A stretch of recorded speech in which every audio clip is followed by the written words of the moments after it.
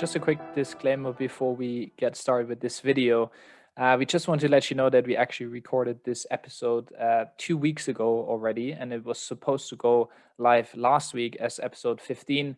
But then the whole GME, GameStop, crazy stock market stuff happened, and we decided to launch this episode first because it was just more timely accurate to talk about this right when it happened. So we refer in this episode to be episode 15, but it's now actually episode 16. We also refer to snow that happened on that weekend, but there's no snow at the moment. So to avoid any confusion, we just want to let you know it's still a fun video, and we hope you're going to enjoy it. Thanks. Hello and welcome to episode 15 of Finding North. We're coming here on a beautiful Sunday, snowy Sunday, both in Germany and in the UK. So Fahim, how are you doing? Ready to go out and play with the kids in the snow? Yes, hey Flo. So we had a lot of snow out of the blue today, and the kids are excited. So once we are done with this recording, gonna go out and build some snowmen Time to and build some destroy them snowmen. at the Yeah. end. Yeah, no, it's good. Like same here. It seems like every Sunday these weeks we get fresh snow. It's not as much as last week, but probably nice to go outside and spend some time in in the fields and have just some snow walks. Pretty much looking forward to that today. I think there is definitely an element of connecting with nature a little bit more to keep us all sane. Absolutely. I remember when you and I started this podcast before during the summer last year, the weather was quite nice. The summer was nice, so going out for a walk and enjoying, if you had a garden or parks, actually kept us well balanced and made us get through the year. I've Absolutely. definitely noticed that towards the end of last year, because of the weather just being grey and dull and raining, cold, just not having I think any positive a lot of effect. people have discovered the power a simple walk a day can the impact it can have on your mental well-being, and especially for me now, that was always the motivation of sort of temporarily leaving London, being back in Germany, because I could just have not walks just within the city and through a small park, but go in sort of like the proper nature. And I think at the moment this is helping many people, especially, well, me at least, to stay a little bit more mentally well. And I'm really looking forward to having another walk today. Same last week when we recorded the last episode. Pretty much the moment we finished it, like I didn't even shut down my laptop. I put on my cold weather gear and I went out and I walked literally across the fields. I didn't even walk on the on the beaten tracks, but I just want to walk through the snow, and it was snowing. It was beautiful. So yeah, actually I think that's a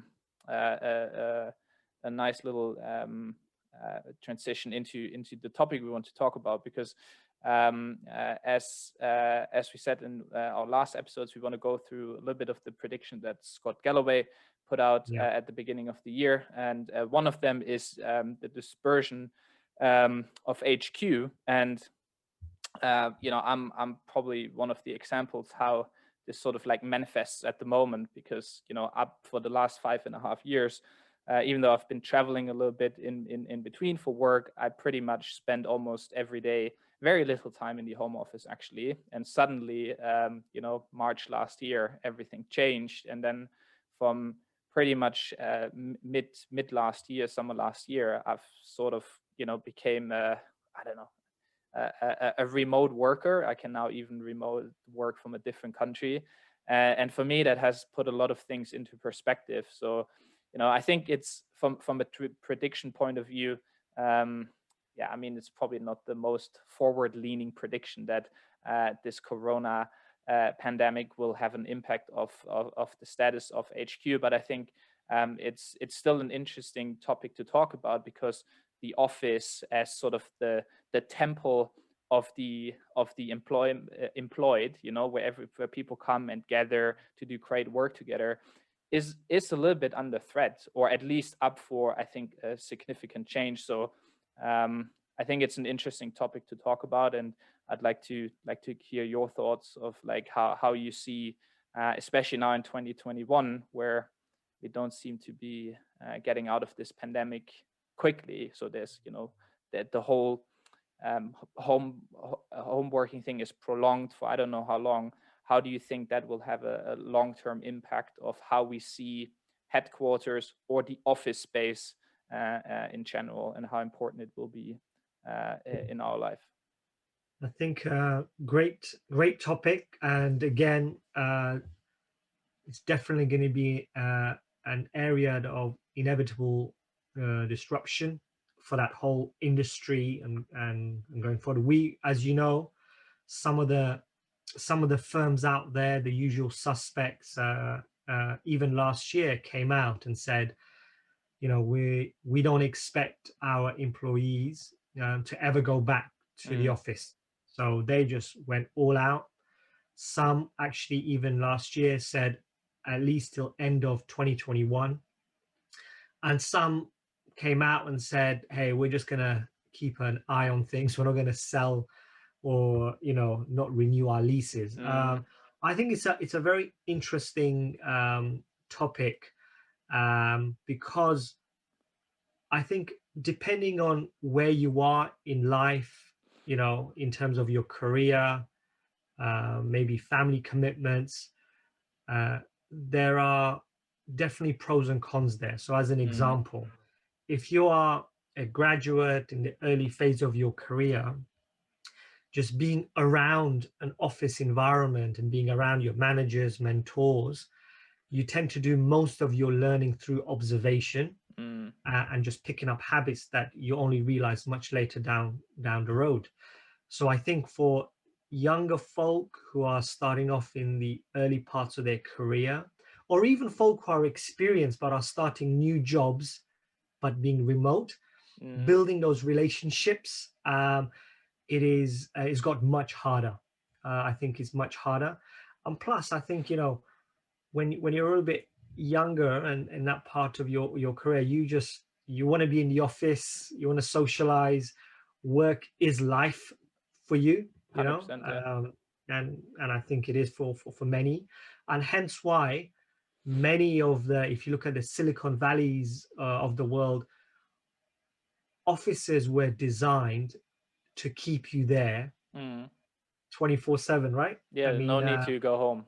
no need To to your go tiny home. little apartment and Breakfast, yeah. lunch, dinner, sleeping booths, all provided for you. Because actually, I know sometimes some of these companies got a bit of hard stick to saying, hey, look, you're offering all this free stuff, you're actually sucking people dry. But actually, at that moment of your career, you actually want to be with folks and building great stuff. So to facilitate that, you're like, it could be seen as taking advantage, or you're saying, look, they were going to do it anyway. Let's at least make the environment as comfortable as possible. 100%. Well, what are your thoughts on maybe some companies taking advantage of the early years of someone's career?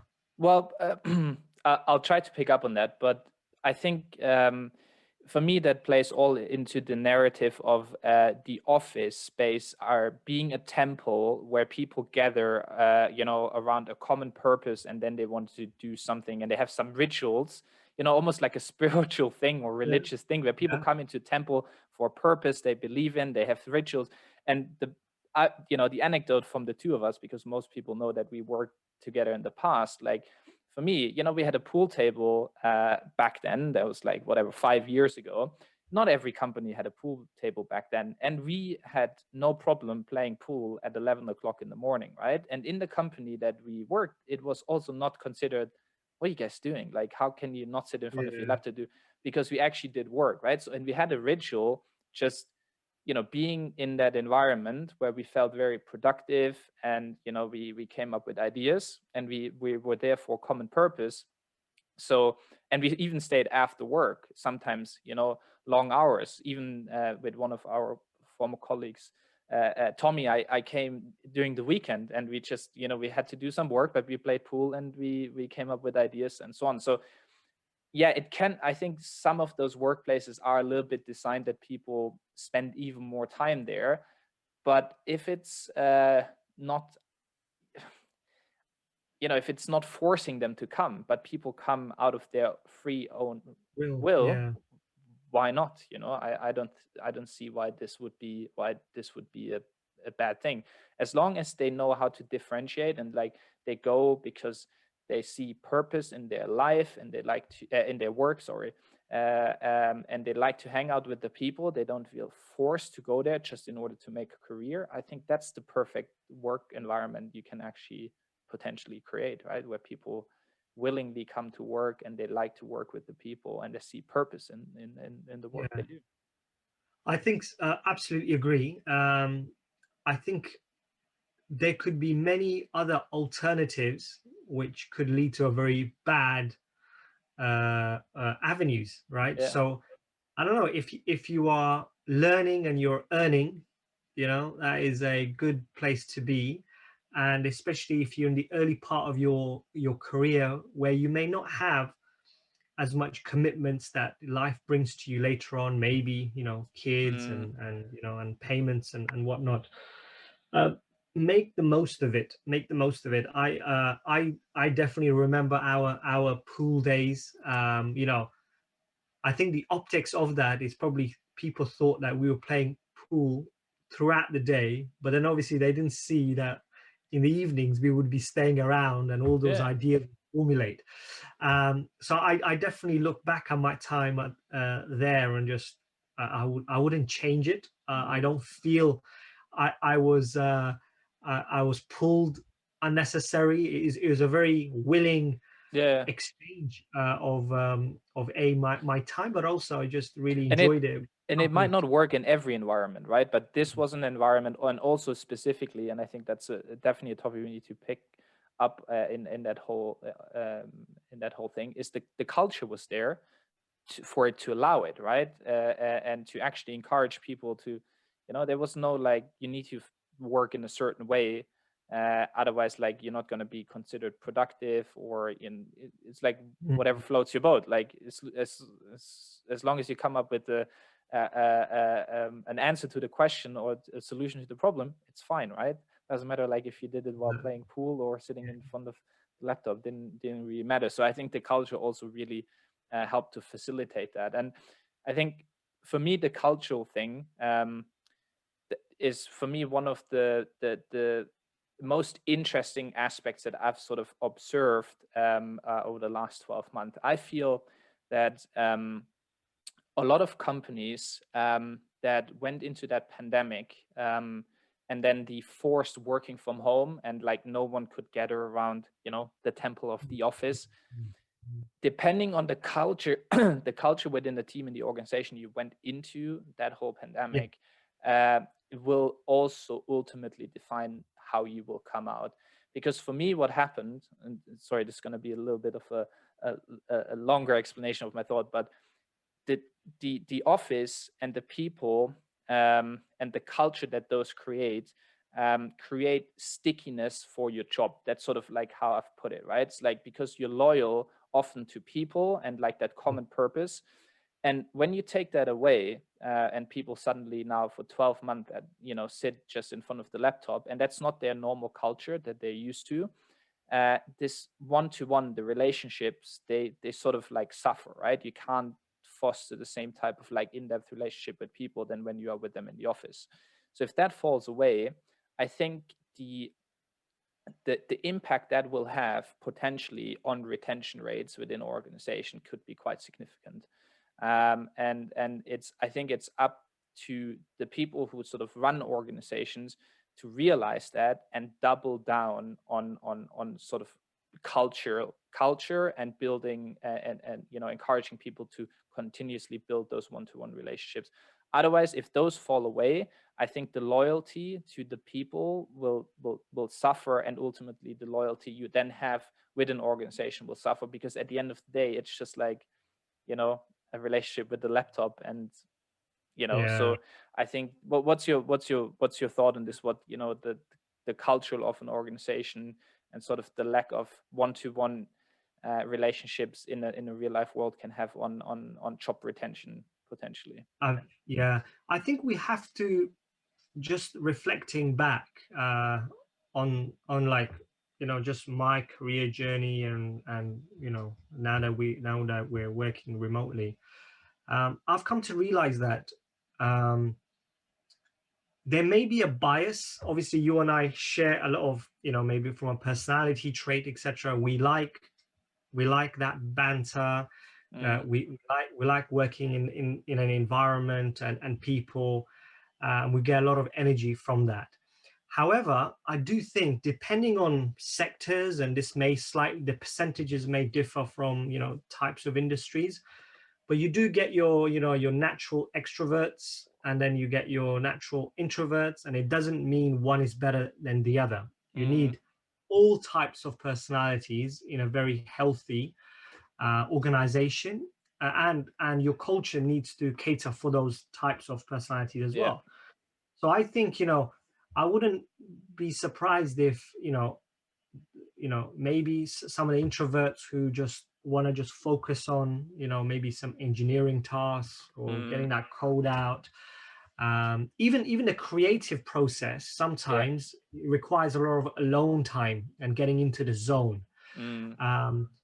So I think, those folks are probably just celebrating the fact that they don't have to socialize as much, which is actually completely fine.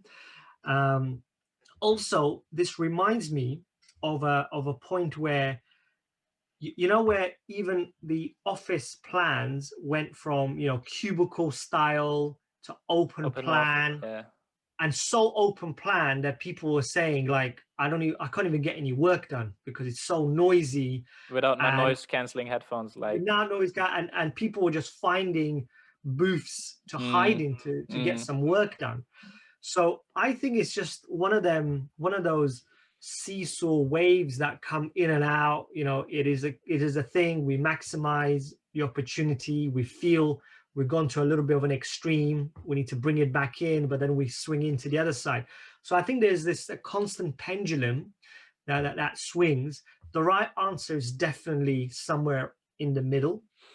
But yeah, I think companies that may have had an advantage of building a culture of a certain type, for example, like if I'm not mistaken, Atlassian are a company that have always been remote working type company. Yes, they've got some office space, etc., but it's 100% remote working. The whole team, it's in their DNA. It's in their DNA right from day one. And the folks that they've attracted and the folks that have remained and nurtured, for them, working in such environment is nothing. There's probably no difference, probably giving them even an advantageous boost. But I think maybe coming back to sort of dispersion of HQ. So what happens to those temples? And, because those things from a business perspective, paying for office space is a big, heavy, lumpy item on your balance books, right? I think, no doubt, we will not go back to the same size of what commercial real estate. Commercial real estate. I think what's also happened, and there are many reports like central London, like, is completely dead. So a lot of the businesses or local shops that have actually thrived to a certain extent because actually more people are buying locally and maybe not so much in the central where maybe the most headquarters are. I think we definitely will move towards a middle ground of a working environment where you tend to come into the office to kickstart or to do check-ins of a particular project, and you would come in for that sole reason. You're not going to come in to spontaneously create that Yeah. spark of creativity, or going on a whiteboard. You go in, you'll design a workshop to do that. You come in as a group maybe for a week or two, and then you disperse out, Yeah. deliver most of your work remotely, and then you come in now and again to whatever what is. I think that will become the norm going forward. And I think big organizations will try and, with the savings that they will do in terms of downsizing their commercial real estate, will and invest in tools or processes to help nurture and foster that when folks do need to come in, make that a really good Good environment. experience Yeah. for the team. Yeah, I think there's definitely a differentiation to be made between like dispersion of HQs within major cities and like the rest, Yeah. because I think the impact on the rest is going to be less visible, because if you have a headquarter, somewhere in the countryside, and you have your productions facilities next to it, that's not really going to change, right? I think it's more what you said, the commercial real estate, the very expensive one in like the city of London, or in Manhattan or whatever, where it's a lump sum of money every month that sort of like, if there's no cash flow, you basically bankrupt almost. And that certain trends have been happening in the past already. The whole co-working is no new concept, right? And the interesting one for me though is like, WeWork, which was the sort of like fancy kid on the block when it came to co-working. The IPI got called off because the whole business model, in a sense, it's also really hard to scale and make profitable. And now it's actually the time where maybe this whole trend towards a dispersion of HQ and like a more distributed workforce and a more flexible sort of like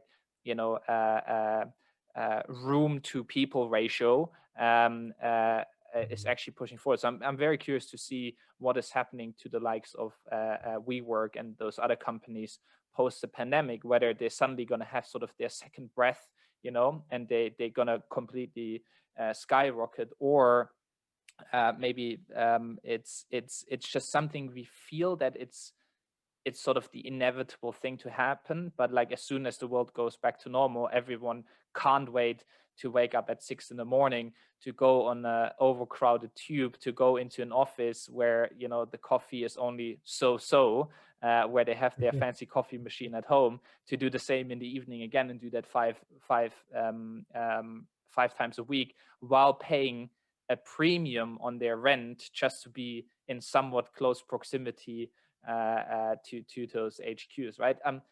For me, it's like I haven't fully made up my mind yet whether we're like overthinking that this pandemic is going to be such a major shift, and everything's going to change, and like inner city is not going to look like inner cities anymore in a couple of years, or we're just like basically on pause at the moment, and as soon as like the people can't wait to. I've heard people say like, what, I've complained my entire life of going on the tube and like being on the Northern Line for 40 minutes.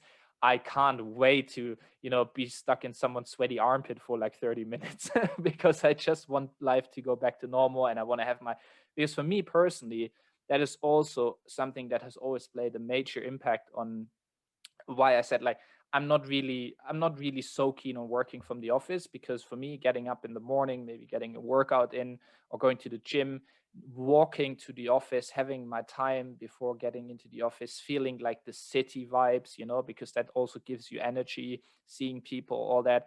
Then being in the office and doing the same in the evening, that was, there's like the office is not just the office. There's also everything's leading up to the office and everything that comes after the office. Also like going to the pub or to a restaurant. So it's gonna be. I wouldn't dare to make a prediction at the moment, to be honest. Like, I feel it looks that it's inevitable that it's gonna change, but at the same time, I feel like maybe just people just want to go back, and as long as we get through this, like in the next maybe 12 months max, things will just swing back to.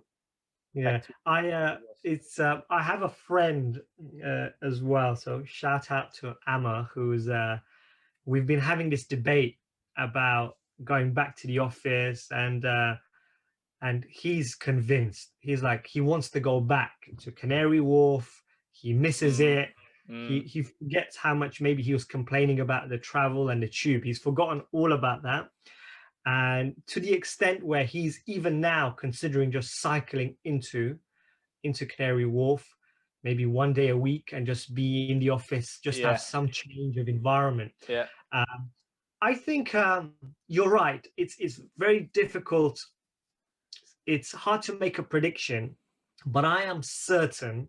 I don't know. I could be wrong, by the way, but we're not going to go back to 5 days a week in the office. You know, I reckon it is going to be 2 days in the office, 3 days at home. And then there's going to be, and the reason you go into the office is to just ensure that there is that social aspect, and maybe a weekly team meeting that you may have, but the majority of your work happens maybe remotely. Saying that, that reminds me, and I would love your opinion on it, is I've started to notice, I've started to do this myself, although it may not look like it, just to upgrade your home working, remote dialing in kit, you know, whether it's like making sure your office that you're dialing in from is nice, you've got a decent camera. You know, I hear many people have like done small or big renovations to get their home working, you know, tip top, so that, you know, you never want to be out zoomed by the quality of someone else's Zoom, right? Yeah. Zoom. I mean, I think there's that area that people are starting to pay a bit more attention to. I think there's definitely this sort of macro trend that people significantly upgrading their homes at the moment, including their home offices, from like a space point of view, from an equipment point of view. I've always been a little bit of a spectrum when it comes to my workspace, especially at home. Like, you know, clear mind, clear space. Sort of those things go along for me. If I have my dad is the complete opposite. He says like only the genius can control the chaos, you know. So he's more like, you know, piles of papers around him and so on. For me, it's like if there's anything not really where it belongs on my desk, sort of I get distracted. And the gear thing is definitely, I think, you can see that people suddenly, you know, they get their fancier headphones and the camera suddenly gets better. So, you know, they're not using the built-in laptop anymore, but like they have the Logitech HD now on. So yeah, but I think, you know, people now has come to realize, okay, while I might go back to the office at one point, this might stay here, and then I need to make this space as comfortable as possible.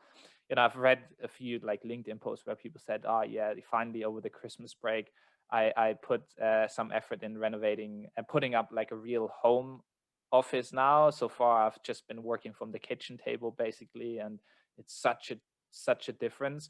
I think that there will be more of that going forward, and it's definitely quite a few business opportunities I think in there for people just, you know, upgrading their home offices continuously going forward. That's definitely something that's going to happen. And what do you think, Flo, around obviously the whole dynamic resourcing, the freelancer market? You know, we know of the likes of Upwork, where people get, you know, project type assignments. Do you think we're moving into, just like the HQ is being dispersed from a physical location perspective? What are your thoughts around, do you think companies will start to have a maybe more of a core employee, but then tap into these dynamic resource pools? 100%. For me, I think that could be even like a you know, an episode in itself. For me, you know, we live in a globalized world, and you know, we go travel everywhere we go. I mean, there's still borders here and there, but like, you know, pretty much if you have a strong passport, you can get pretty much everywhere. I think what hasn't kept up, you know, with that speed of development towards a completely globalized world is the sort of the aspects of global workforce mobility. And mobility doesn't necessarily need to be you actually that someone from, a really skilled tech person from India can easily come and work in Europe or something like that. It's just like that mobility can also just mean, well, we just do it via an internet connection. And, I can hire people wherever there's talent. And those people can then also, to be honest, work from wherever they want. Because if they don't need to stand in a storefront, and their job is to sort of give people face-to-face advice on something, and we mostly 50% works from home anyway, why would it make any difference where those people are located? So in terms of like a long-term trend, this could, I think, go two ways. Either this will just be embraced by states and organizations, and we work even in that regard to an even more globalized world, or people actually gonna look at this and they're gonna react with protectionism, because they know to their local workforce this could be a tremendous risk and challenge. Because we all know, right? We in Europe, in the Western world, sort of we are at the top of sort of like the income levels and salary bands for the work we provide. There's other people that probably don't do a less good job, and they just earn significantly less because where they are, the income levels are. And if you can suddenly easily tap into those markets via freelancing, or sort of like a different, just global workforce mobility concept, that could be a next wave of disruption that I think we we in the Western world should really put our seatbelts on. I definitely think so too. I think there is. I also feel that more people, like you said, with this globalization agenda, I think more people will have a fair chance at improving their livelihood, because they happen to be in a certain part of the world, etc. So I think when you try and create a marketplace or an ecosystem where your hard work and your quality stands out rather than your circumstances, quality improves.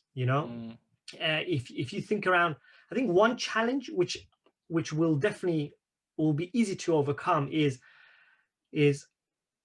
after a while, companies will then tend to go to their usual folks based on previous recommendations. So it's a self-fulfilling perpetual system of recommendations, reviews.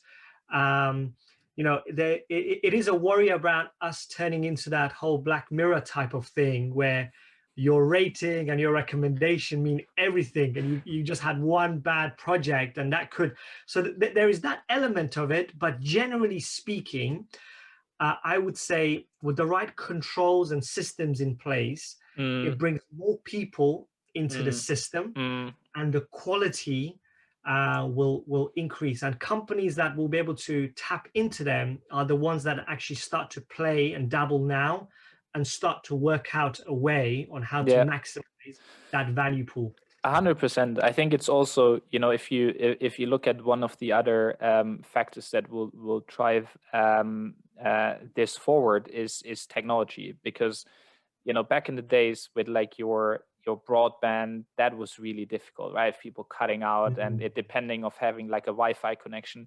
But just look at the impact 5G could just have on that particular trend. Because if 5G is rolled out, you can literally tether with your phone on top of a mountain. Yeah, I mean, like I'm putting like an extreme example, right? And you basically have better, like you have quality to access all, whether it's your cloud or your your editing suite or a voice call like this. And this will even further like break down the barriers of having to be in a certain place to access certain services and technology to do your job. This will break it down, and hence help people. Like, if I want to work from the middle of nowhere, as long as there's like 5G connection, why not? Yeah. The other interesting thing for me is, you know, a little with sort of workforce movement globally.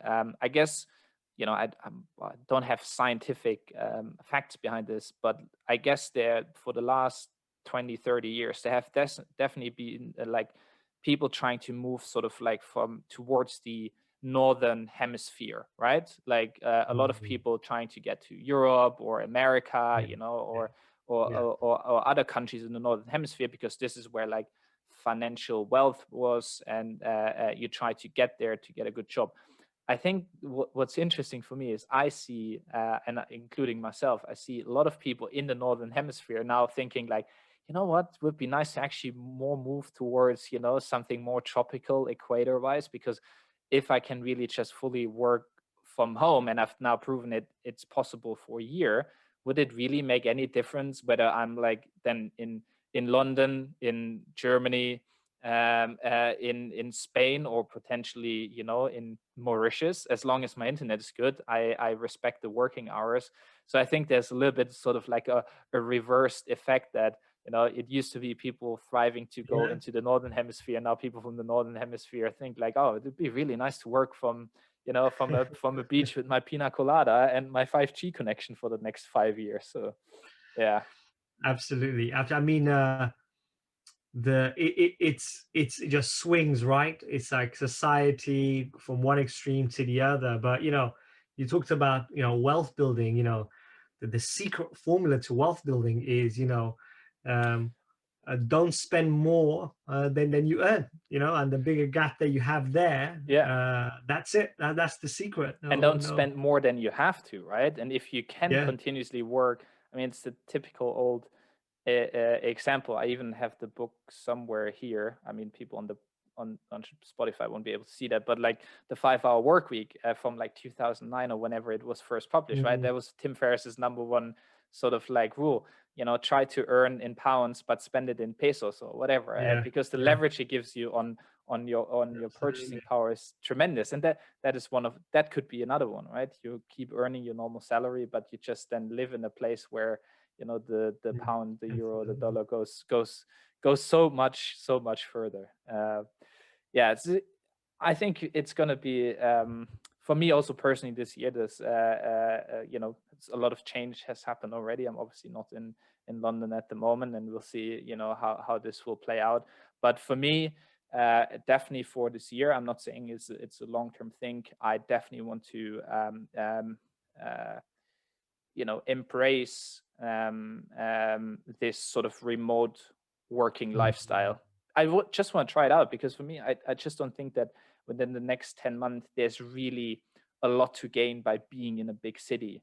Like I'd maybe True. like to be there True. for like a month or two, but like if I then can have the flexibility of also not being there and maybe being somewhere else, I think that just also brings a lot of opportunities and good things with it. And yeah, I also understand that a lot of, like, you know, younger people at their beginning of their career, they now also, you know, a lot of people, when they start their career, they can hardly come by when they move to a city like London Yeah. to start their job. And they do it because, you know, all the capital was there, all the, like, let's say smart people, you know, like the mentors, the good people in the companies are there, you know, the jobs are there, the networking is there, the good life in terms of, like, you know, going out to restaurants, like having entertainment, all of that.